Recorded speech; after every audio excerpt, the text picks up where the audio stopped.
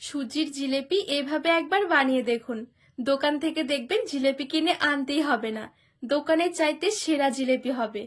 খেয়ে পুরো অবাক হয়ে যাবেন, ভাবতেই পারবেন না সুজি দিয়ে এত সুন্দর জিলেপি তৈরি করা যায়। নমস্কার বন্ধুরা, নতুন একটা পর্ব দেখার জন্য আপনাদের সকলকে স্বাগত জানাই। আজকে বানিয়ে দেখাবো নরম তুলতুলে সুজির জিলেপি। সুজি দিয়ে যে এত সুন্দর জিলেপি তৈরি করে নেওয়া যায়, না দেখলে বিশ্বাসই হবে না। এভাবে জিলেপি তৈরি করলে দেখবেন দোকান থেকে আর জিলেপি আনতেই কিনে হবে না। তো চলুন, আশা করছি রেসিপিটি অনেক ভালো লাগবে। তো গ্যাস ধরিয়ে প্রথমে একটা কড়াই বসিয়ে দিয়েছি। সুজির জিলেপির জন্য আমি এখানে নিয়েছি 200 গ্রাম সুজি। আপনারা চাইলে আরো কম করে দিয়েও তৈরি করতে পারেন বা বেশি করেও। এবারে এই সুজিটা শুকনো খোলায় একটু ভেজে নেব। গ্যাসের আঁচটা একদম হালকা রেখে নেড়েছেড়ে একটু ভালো করে সুজিটা ভেজে নেব। আর এখানে সুজিটা ভেজে নিলে কি সুজির যে একটা কাঁচা গন্ধ আছে সেটাও চলে যায় আর ফ্লেভারটা খুব সুন্দর আসে। তো সুজিটা এখানে খুব সুন্দরভাবে ভেজে নিয়েছি। সুজি আবার ভেজে খুব বেশি লালচে করা যাবে না, সুজির কালার কিন্তু একই থাকবে। আর সুজিটা অবশ্যই একটু মেপে নিতে হবে। আমি এখানে এই বাটি মেপে 1 বাটি নিয়েছিলাম সুজি। তো এই 1 বাটি সুজির জন্য নিয়ে নেব আমি 2 বাটি লিকুইড দুধ। দুধের পরিবর্তে চাইলে জলটাও দিতে পারবেন, তবে দুধটা দিলে খেতে বেশি ভালো লাগবে।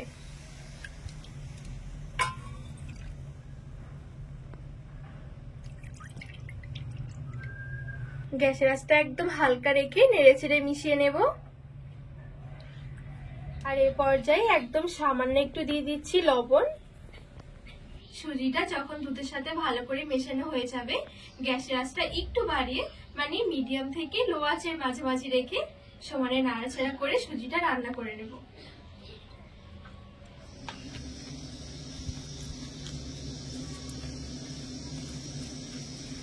আর রান্না করতে করতে দেখবেন একটা পর্যায়ে ঠিক এরকম আঠালো হয়ে আসবে আর একটা ডোয়ের মতন হয়ে যাবে।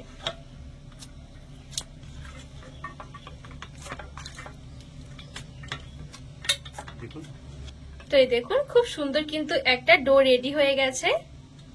এবারে একটা থালার মধ্যে নামিয়ে নিচ্ছি। এবারে এই ডোটা হালকা করে একটু ঠান্ডা করে নেব। পুরোপুরি ঠান্ডা নয়, হালকা করে একটু ঠান্ডা করে নিতে হবে। তো এদিকে সুজির ডোটা হালকা করে ঠান্ডা করে নিয়েছি। পুরোপুরি কিন্তু ঠান্ডা হয়নি, এখনো কিন্তু হালকা গরম রয়েছে। এই অবস্থায় দিয়ে দেব 1 টেবিল চামচের মতন ঘি। এবারে এই ঘিটা দিয়ে ভালো করে ডোটা মেখে নেব।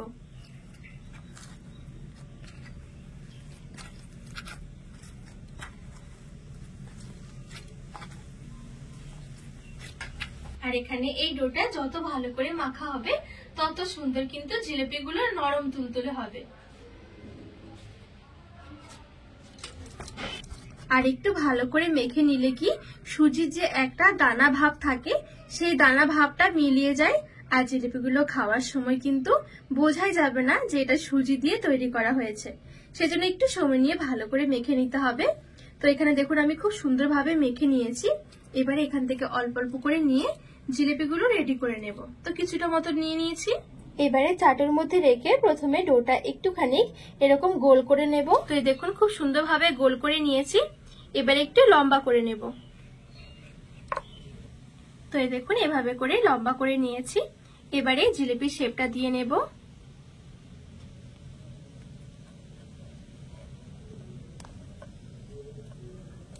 তো এই দেখুন এখানে একটা জিলেপি রেডি হয়ে গেছে। তো বাদ বাকি সব জিলেপিগুলো একইভাবে রেডি করে নেব।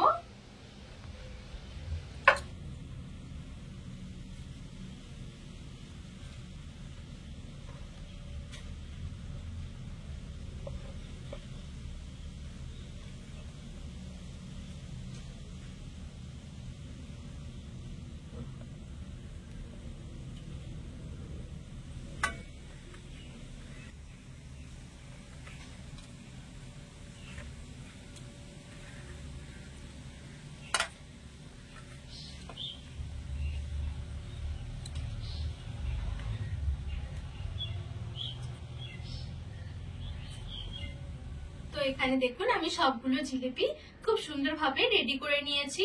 এবারে জিলিপির জন্য একটা চিনির রস রেডি করে নেব।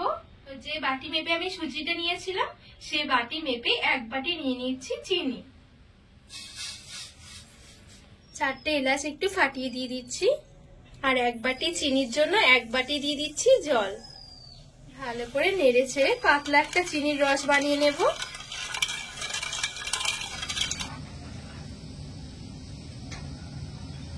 আর এখানে কিন্তু চিনির রসটা খুব বেশি একটা ঘন করা যাবে না, একটু পাতলায় রাখতে হবে। যখন চিনিটা গলে গিয়ে চিনির রসটা ফুটতে শুরু করবে তখনই কিন্তু সঙ্গে সঙ্গে গ্যাসের আঁচটা বন্ধ করে দিতে হবে। অবশ্যই জলের মাপটা ঠিক রাখতে হবে। 1 বাটি চিনির জন্য 1 বাটি কিন্তু জল, মানে যতটা চিনি ততটাই জল।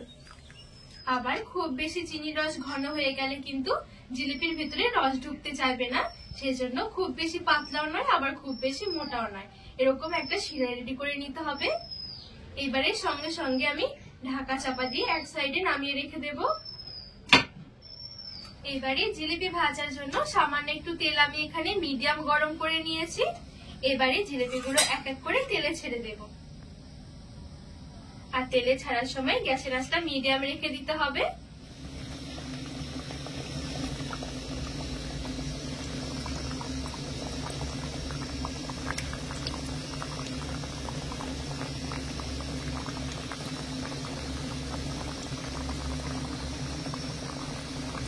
আর এখানে জিলিপি একবারে খুব বেশি দিয়ে ভাজা যাবে না, তাহলে আবার একটার সাথে একটা লেগে ভেঙে যেতে পারে। আর অবশ্যই গ্যাসের আঁচটা বাড়িয়ে জিলিপি ভাজতে হবে। গ্যাসের আঁচ কমিয়ে জিলিপি ভাজলে কিন্তু জিলিপিগুলো ফেটে ফেটে আসবে।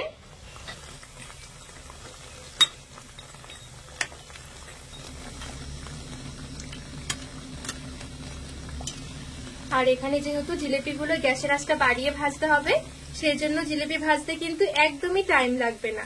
তো এই দেখুন আমি লালচে করে জিলিপিগুলো ভেজে নিয়েছি। এইবারে তেল ঝরিয়ে তুলে নেব। এইবারে গরম গরম ভাজা জিলিপিগুলো আমি চিনির রসের মধ্যে দিয়ে দেব।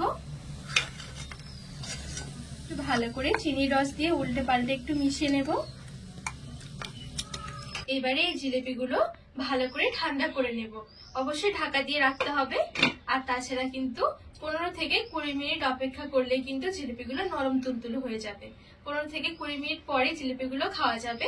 তো আমি এখানে জিলিপিগুলো ভালো করে ঠান্ডা করে নেব। ঠান্ডা হলে জিলিপি একটু খেতে বেশি ভালো লাগে।